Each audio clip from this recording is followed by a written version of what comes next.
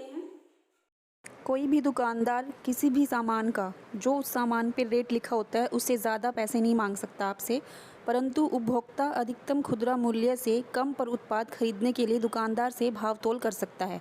अधिकतम खुदरा मूल्य अधिनियम 2014। किसी भी महिला को शाम 6 बजे के बाद और सुबह 6 बजे से पहले गिरफ्तार नहीं किया जा सकता। दंड प्रक्रिया संहिता सेक्शन 46 सीआरपीसी 1973। एक पुलिस अधिकारी हमेशा ही ड्यूटी पर होता है, चाहे उसने यूनिफॉर्म पहनी हो चाहे नहीं पहनी हो। यदि कोई व्यक्ति उस अधिकारी से किसी मामले की शिकायत करता है तो वह यह नहीं कह सकता कि वह पीड़ित की मदद नहीं कर सकता, क्योंकि वह ड्यूटी पर नहीं है। Police act 1861। केवल महिला पुलिसकर्मी ही महिलाओं को गिरफ्तार कर थाने ले जा सकती है। पुरुष पुलिसकर्मी को महिलाओं को गिरफ्तार करने का अधिकार नहीं है। इतना ही नहीं, महिलाएं शाम के 6 से सुबह के 6 बजे के बीच पुलिस स्टेशन जाने से मना कर सकती हैं। दंड प्रक्रिया संहिता 1973। मोटर वाहन अधिनियम की धारा 129 में वाहन चालकों को हेलमेट लगाने का प्रावधान है। मोटर वाहन अधिनियम की धारा 128 में बाइक पर 2 व्यक्तियों को बैठने का प्रावधान है, लेकिन पुलिस के द्वारा गाड़ी या मोटरसाइकिल से चाबी निकालना गैर कानूनी है। इसके लिए आप चाहे तो उस अधिकारी के खिलाफ कानूनी कार्रवाई भी कर सकते हो। मोटर वाहन अधिनियम।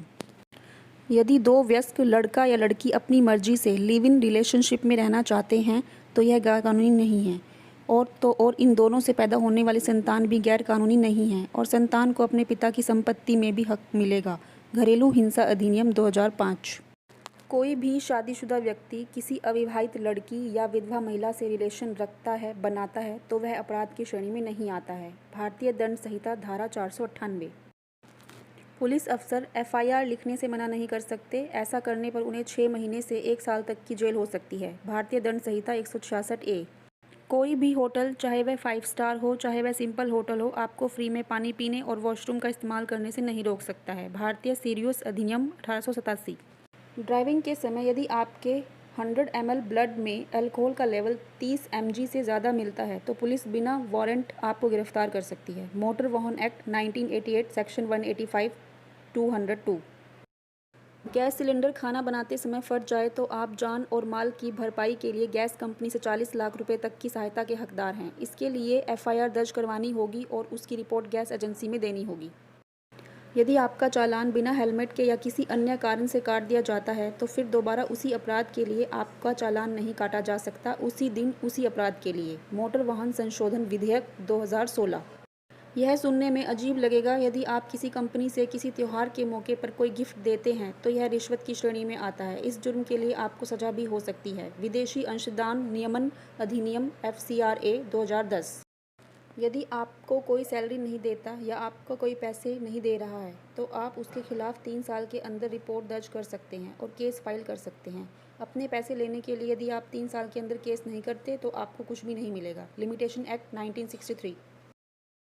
यदि आप सार्वजनिक जगहों पर अश्लील गतिविधि में पाए जाते हैं तो आपको 3 महीने तक की कैद हो सकती है, परंतु अश्लील गतिविधि की कोई स्पष्ट परिभाषा नहीं होने के कारण पुलिस इस कानून का दुरुपयोग भी कर सकती है।